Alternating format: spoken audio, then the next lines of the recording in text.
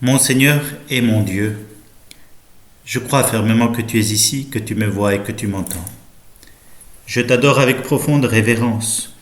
Je te demande le pardon de mes péchés et la grâce de faire avec profit ce moment de prière.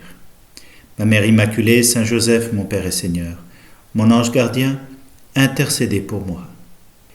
Alors que nous nous disposons à prier, nous nous rendons compte que c'est tous les jours que nous apprenons à prier, que nous renouvelons notre façon de faire confiance à Dieu, de lui demander ce dont nous avons besoin, de le remercier pour ce que nous avons, de préparer ce que nous voulons lui demander.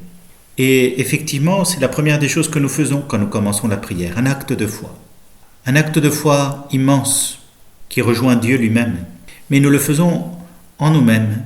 Comme nous le dit saint Augustin, ne t'en va pas au dehors. Rentre en toi-même, parce qu'au cœur de la créature habite la vérité. Et c'est le préalable pour parler à Dieu, être en vérité avec nous-mêmes et avec lui, en lui ouvrant tout grand notre cœur. Et cela, c'est le fondement de toute vraie prière. La foi est la source de la prière, et si la foi manque, il n'y a plus de prière. Prions donc pour que notre foi ne vienne pas affaiblir. La foi produit la prière, et la prière à son tour obtient l'affermissement de la foi, nous redit saint Augustin.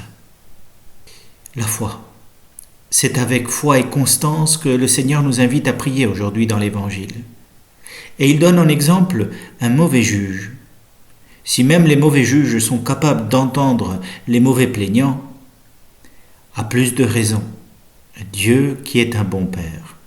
Et il faut combattre cette mauvaise image que parfois nous nous faisons de Dieu, comme s'il n'entendait pas ses enfants. Il entend et il entend tout. Jésus, quand il prend cette comparaison scandaleuse entre Dieu et un mauvais juge, souligne de ce fait l'énorme différence, mais montre aussi que parfois le cœur de l'homme est à l'égard de Dieu juge. Or, devant Dieu, nous sommes créatures. Nous sommes ceux qui avons besoin. Nous sommes ceux qui demandons. Et parfois, c'est parce que nous ne demandons pas comme il faut que notre prière n'est pas exaucée. Saint Augustin, dans la Cité de Dieu, donne 3 raisons pour lesquelles notre prière n'est pas exaucée. Il le dit à sa façon, je le cite, « Si nos prières sont parfois non exaucées, c'est que nous demandons aut mali, aut male, aut mala ». C'est du latin, et à chaque fois, il dit quelque chose de nouveau. Je continue de citer, « Aut mali », en étant mauvais, et pas assez préparé pour demander. « Aut male », nous demandons mal, d'une mauvaise manière, avec peu de foi ou sans persévérance, ou avec peu d'humilité. « Aut mala », nous demandons des choses mauvaises, ou qui pour une raison ou une autre ne nous conviendront pas. Cela nous le trouvons dans la Cité de Dieu, chapitre 20. Oui, cela paraît peut-être très théorique, alors je vais essayer de l'illustrer. Aut mali, en étant mauvais, pas assez préparé. Eh bien oui, réfléchissons. Comment est-ce que nous prions ? Est-ce que c'est comme cela, à l'improviste, sans nous être préparés ? Parce qu'on en a envie ? Ou bien est-ce que nous avons préparé la rencontre avec Dieu ? Je pense à bien des chrétiens qui ont fait l'expérience que lorsque ils se couchent la nuit, en ayant lu, avant de dormir, un extrait de la parole de Dieu, eh bien au petit matin, celui-ci retrouve sa place naturellement dans notre méditation. Il est bon, par exemple, de préparer sa rencontre avec le Seigneur pour que nous soyons bien disposés. Mais ça, c'est juste avant. Il y a aussi nos actes. Effectivement, une personne vertueuse, eh bien, aura plus à même de prier adéquatement. Mais il faut bien garder à l'esprit que Dieu est le Père de tous, même quand nous ne sommes pas très vertueux. Deuxième chose, nous demandons mal, d'une mauvaise manière, avec peu de foi ou sans persévérance. Saint Augustin nous dit souvent, il peut paraître étonnant que celui qui nous exhorte à prier soit celui-là même qui sait ce qui nous est nécessaire avant que nous le lui demandions. Alors pourquoi Dieu fait-il cela? Nous pourrions nous en inquiéter si nous ne comprenions pas que le Seigneur notre Dieu n'attend certes pas que nous lui apprenions ce que nous voulons, qu'il ne peut ignorer, mais il veut que notre désir s'excite par la prière, afin que nous soyons capables d'accueillir ce qu'il s'apprête à nous donner. Car ce que Dieu nous réserve est très grand, tandis que nous sommes petits et de pauvres capacités pour le recevoir. Voilà pourquoi il nous a été dit « dilatez-vous » ou dit autrement « persévérez dans la prière ». Parce que la persévérance dans la prière va nous donner un désir plus ardent, va nous permettre de souhaiter plus ardemment ce que Dieu souhaite et de l'accueillir par conséquent. La prière constante nous prépare. Ça ne veut pas dire qu'il faut pour autant parler tout le temps. Que Dieu nous garde de la prière bavarde, dit saint Augustin. La prière doit être continue si la ferveur persévère. Parler beaucoup, c'est traiter dans sa prière d'une chose nécessaire en paroles superflues.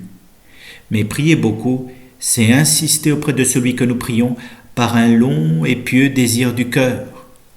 La plupart du temps, on traite mieux celui que nous prions par les gémissements que par les discours, plus par les larmes que par le langage. Saint Augustin nous parle ainsi de ses émotions intérieures, de ses sentiments, de ses désirs, bien plus que d'un discours tout fait. Il nous invite à demeurer en confiance devant le Seigneur, sûr qu'il nous comprend et nous entend, bien mieux que nous-mêmes, même lorsque nous n'exprimons pas de prière. Oh, nous avons tous fait ce genre de prière, d'arriver tout las et fatigué devant le Seigneur, devant son tabernacle, et de rester comme cela, un peu vide, devant lui. Mais en le regardant, nous savons qu'il nous regarde et qu'il saisit tout ce que nous avons traversé dans la journée, tout ce que nous faisons, tout ce que nous avons subi. Il le saisit par un languissant désir, une exclamation de l'âme qui nous est indiscernable, mais dont nous nous savons bien tout à fait capables. Saint Augustin, enfin, nous invite à faire des demandes devant le Seigneur. Fais ce que tu peux, demande ce que tu ne peux pas, et Dieu t'aidera afin que tu puisses le faire. Oui, il nous arrive d'avoir du mal à pardonner à quelqu'un. Eh bien, demande au Seigneur cette capacité, qui accomplit l'enseignement de Jésus, son commandement, mais qui nous paraît difficile. Et si ce n'était pas difficile et s'il n'y avait pas de combat, peut-être que toi et moi, nous ne serions pas chrétiens. Car justement, nous nous sommes rendus compte que nous ne sommes pas bons et que nous avons besoin de l'aide de Dieu pour tendre vers cette bonté qui vient de lui, pour réussir à aimer comme il a aimé. Alors prions et demandons au Seigneur de cette grâce qui nous manque. Si tu parcours toutes les prières de l'Écriture, nous dit saint Augustin, tu ne trouveras rien, je crois, qui ne soit contenu dans cette prière du Seigneur et n'y trouve sa conclusion. Il parlait ainsi du Notre Père, tu l'auras deviné. Dans le Notre Père, il y a tout ce dont nous avons besoin. Alors, prions avec le Seigneur et confions-lui tout ce dont nous avons besoin. Notre Père qui es aux cieux, que ton nom soit sanctifié, que ton règne vienne, que ta volonté soit faite sur la terre comme au ciel. Donne-nous aujourd'hui notre pain de ce jour. Pardonne-nous nos offenses comme nous pardonnons aussi à ceux qui nous ont offensés. Et ne nous laisse pas entrer en tentation, mais délivre-nous du mal. Amen.